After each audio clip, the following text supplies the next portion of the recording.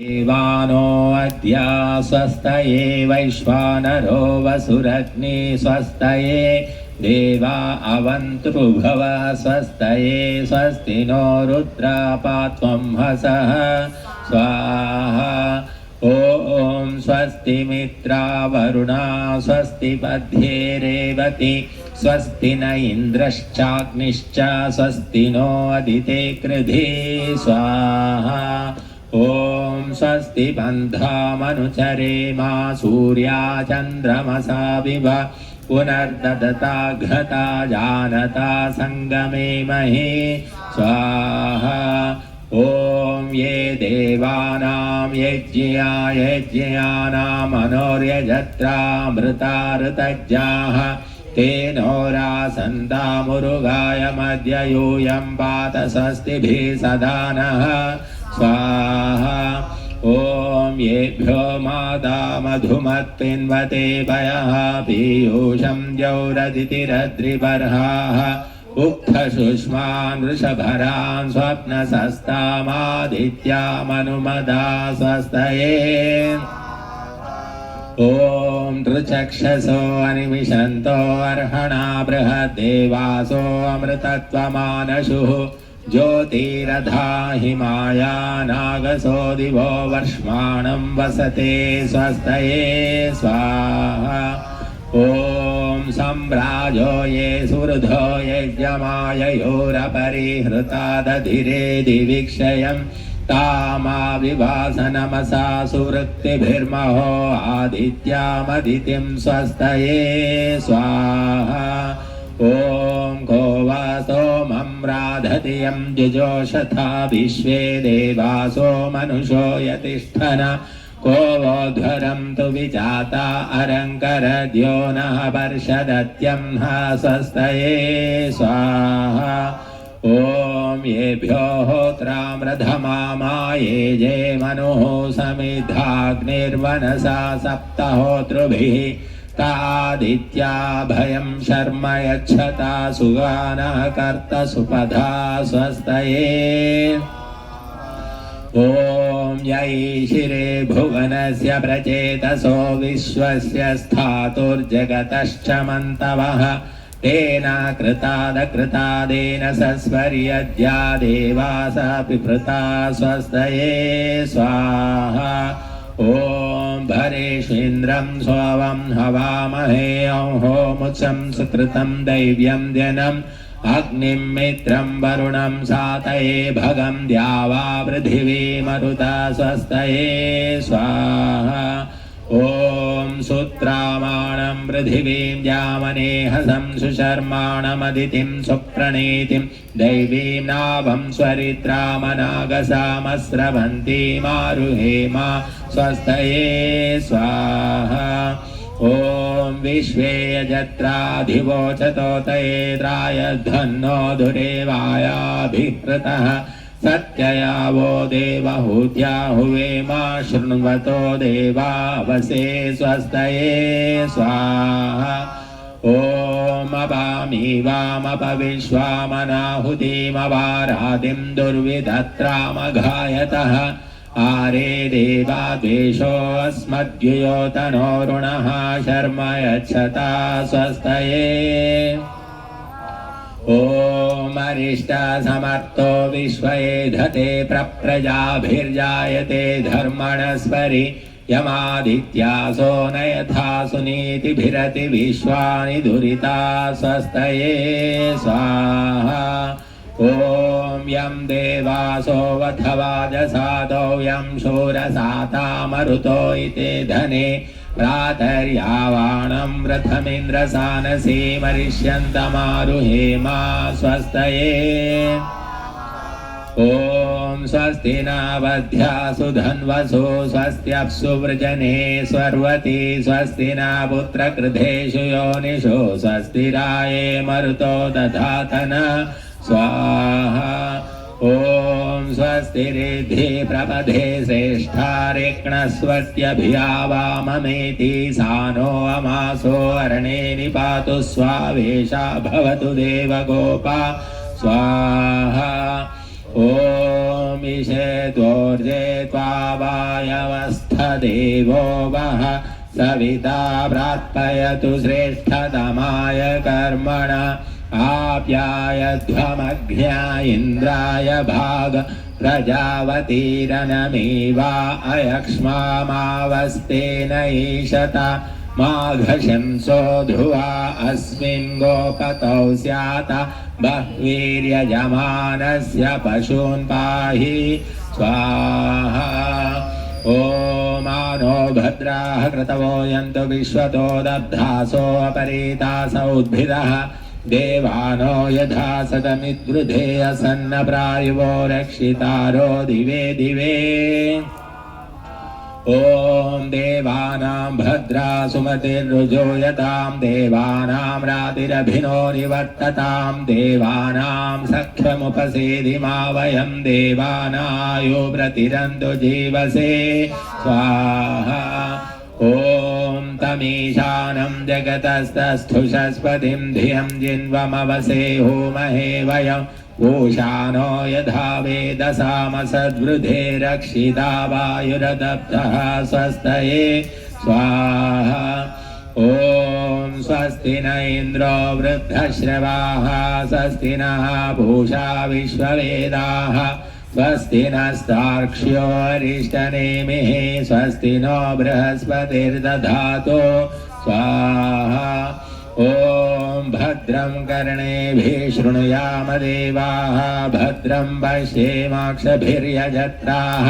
स्थिरैरङ्गैस्तुष्टुवांसस्तनोभिर्व्यशेमहि देवहितं यदायुः स्वाहा ॐ अग्न आयाहि वीतये गृणानो हव्यदातये निहोता सत्सि बर्हिषि स्वाहा ॐ त्वमग्ने यज्ञानां होता विश्वेषां हितः देवेभिर्मानुषे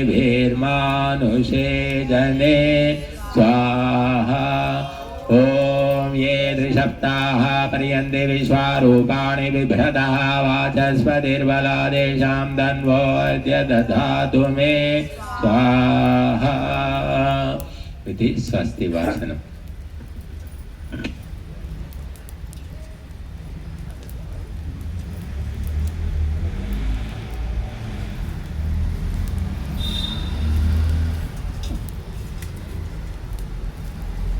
స్వస్తి శాంతికరణ మంత్రాలతో అవతిస్తాం. ఓం షన్న ఇంద్రాగ్ని భవతామవోభిః షన్న ఇంద్రావరుణారాత హవ్యా శమింద్రా సోమా సువిదాయ సంయోః షన్న ఇంద్రాభూషణా వాజసాతో స్వాహా. ఓం షన్నో భగః శమునః శంసో అస్తు షన్నాపురంధి శముసంతురాయః शन्ना सत्यस्य सुयमस्य शंसः शन्नो अर्यमा पुरुजातो अस्तु स्वाहा. ॐ शन्नो धाता शमुधत्तानो अस्तु शन्न उरुचि भवतु स्वधाभिः शं रोदसी बृहति शन्नो अद्रि शन्नो देवानां सुहवानि सन्तु स्वाहा. ॐ शन्नो अग्निज्योतिरनीको अस्तु शन्नो मित्रावरुणावश्विनाशं शन्ना सुकृतां सुकृतानि सन्तु शन्नैः शिरो अभिवातु वातः स्वाहा.